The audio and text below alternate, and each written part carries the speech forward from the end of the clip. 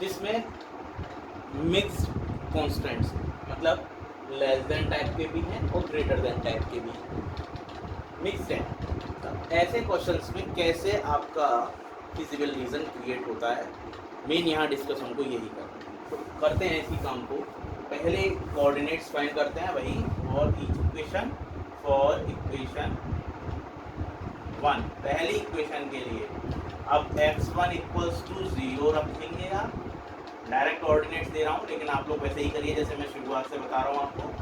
x1 equals to 0 दिया तो x2 equals to 30 हो जाएगा, और जब x2 इक्वल्स टू 0 करेंगे तब x1 30 हो जाएगा। ठीक है, इसी तरह फॉर इक्वेशन 2, जब यहाँ 0 करेंगे इसके कोऑर्डिनेट 0 0 ही आएंगे। ऐसी कंडीशन में हम एक चीज़ और देख रहे हैं कि यहाँ x1 इक्वल्स टू x2 भी हो सकता है। तो इसका मतलब अगर x1 को 1 करेंगे तो x2 भी 1 हो जाएगा, और x2 को 2 करेंगे तो x1 भी 2 हो जाएगा। इसका मतलब है ये कॉन्स्टेंट इक्वेशन बनेगी जो डिटेल से जाएगी बिल्कुल। ठीक है, स्ट्रेट लाइन इसकी भी बनेगी।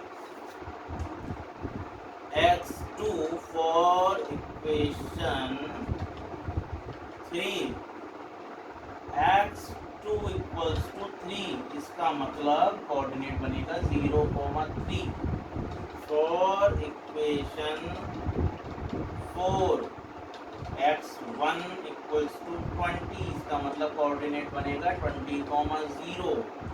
For equation 5, x2 equals to 12, इसका मतलब कोऑर्डिनेट बनेगा 0,12। तो ये हमारे पास कोऑर्डिनेट्स आ चुके हैं। अब इसका ग्राफ प्लॉट करते हैं पहले।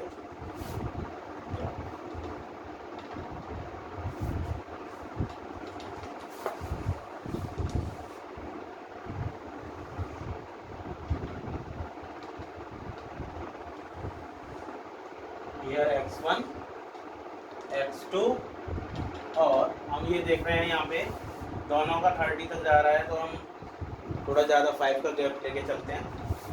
1 2 3 4 5 6 7 5 10 15 20 25 30 35। Similarly here 1 2 3 4 5 6 7 5 10 15 20 25 30 35। Now plot the graph according to the coordinates. For equation 1 it is 0 30, this means this one, and 30 0। इन दोनों कोऑर्डिनेट्स को आप मिला दीजिए। Sorry, something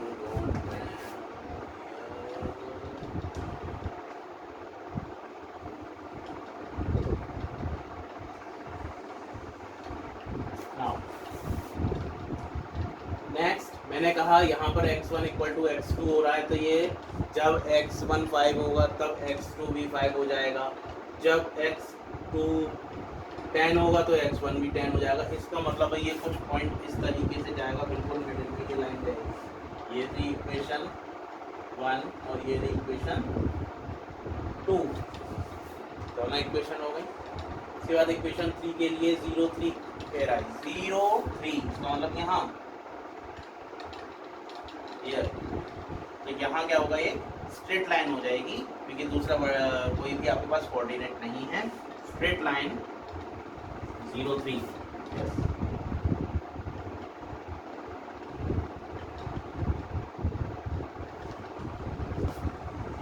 this way.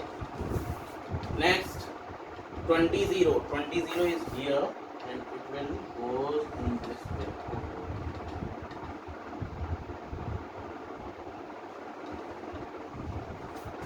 Next 0 12, 0 12 something here, this is equation 3, this is equation 4, this is equation 5। तो पांचों equation हमने plot कर लिया। अब बात आती है फिजिबल रीजन की। तो फिजिबल रीजन था कौन सा? फिजिबल रीजन यहाँ पर अकॉर्डिंग टू लाइंस बनेगा। अब ये मिडिल में जा रही है हमारी। वैसे अगर हम देखें, हमने ये तो मानकर करा, लेकिन अगर वैसे देखें तो इसकी इक्वेशन होती ना होती दोनों चीज़। लेकिन इस टाइप की इक्वेशंस के लिए हम लेस देन और इक्वल टू की कंडीशन नहीं, क्योंकि x1 इक्वल टू x2 मानकर हम चले थे, तो इसका मतलब है कि हम बराबर मान के चल रहे हैं। तो इसमें ऊपर भी ले सकते हैं और नीचे भी। अब क्वेश्चन मैक्सिमाइजेशन के लिए बाकी हिस्से को देखेंगे। पहले तो ये देखते हैं कि मोस्ट जो सभी लाइनों से कटता हुआ रीज़न बन रहा है वो कौन सा है। तो वो ये रीज़न मुझे दिख रहा है। देखिए यहाँ पे ये लाइन भी कट रही है, ये भी लाइन आ रही है, दो गई, तीसरी ये कट गई, चौथी ये भी कट रही है और पांचवी आपकी ये है। तो पांचों इक्वेशन आपकी कटी हुई है। मतलब ए इंटरसेक्शन पोर्शन पूरा बन रहा है, जिसमें कि मोस्ट कॉमन इंटरसेक्शन पोर्शन बोलते हैं इसको। मोस्ट कॉमन इंटरसेक्शन पोर्शन जहाँ पर आपका बन रहा हो वो रीजन को पोर्शन को देखते हैं। तो ये पोर्शन हो गया इसके लिए। प्लस इक्वेशन 1 को अगर हम देखते हैं तो ये लेस देन टाइप की है। तो लेस देन टाइप में क्या होता है? इंटरनल पार्ट को। तो लेस देन टाइप की कौन सी इक्वेशन हमारी? ये वाली है इक्वेशन 1। तो इसका इंटरनल पार्ट दिस ये हुआ इसके लिए। नेक्स्ट इक्वेशन 2 है ग्रेटर देन टाइप में, लेकिन इसका ऊपरी ये वाला पार्ट आएगा। जैसे अब हम देख रहे हैं इस लाइन में, तो ये अंदर का, ये बाहर का, ये इधर से जा रही है, तो इसका मतलब ये इसका बाहर का है और ये पार्ट बाहर का है इसके लिए, और ये पार्ट इसका अंदर का। ठीक है।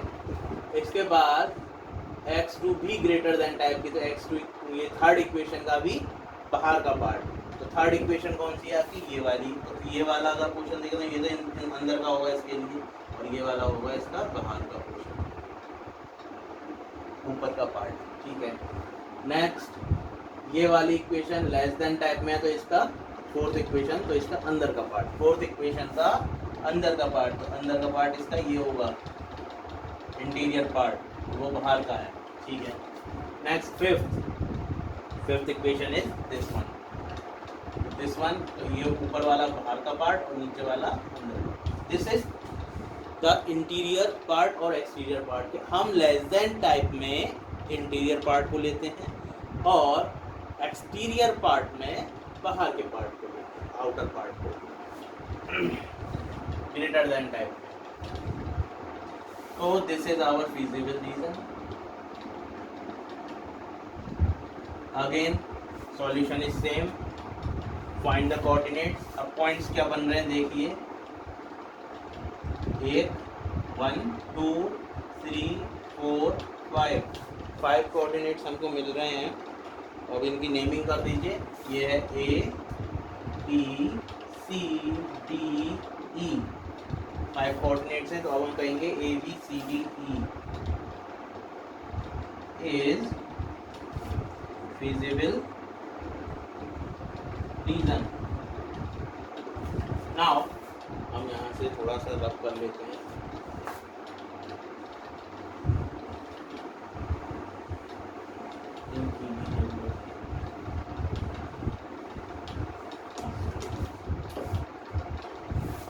अब कोऑर्डिनेट्स लिखिए A B C D E, पांचों के कोऑर्डिनेट्स। तो यहाँ पर A के कोऑर्डिनेट्स हैं 3 3,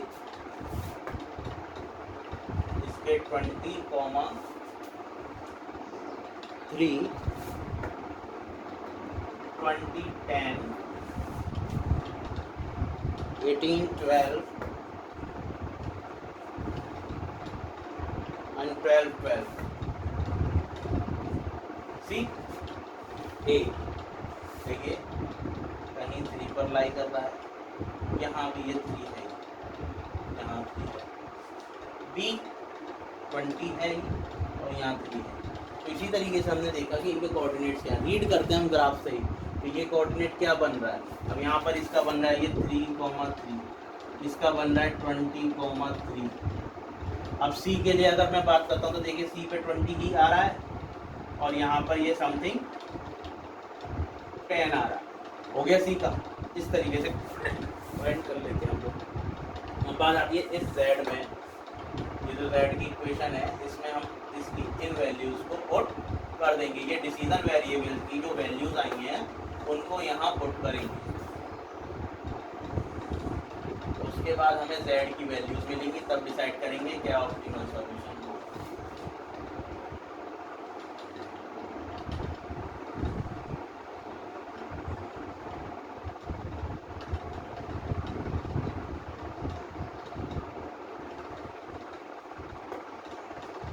तो यहाँ क्या हो जाएगा,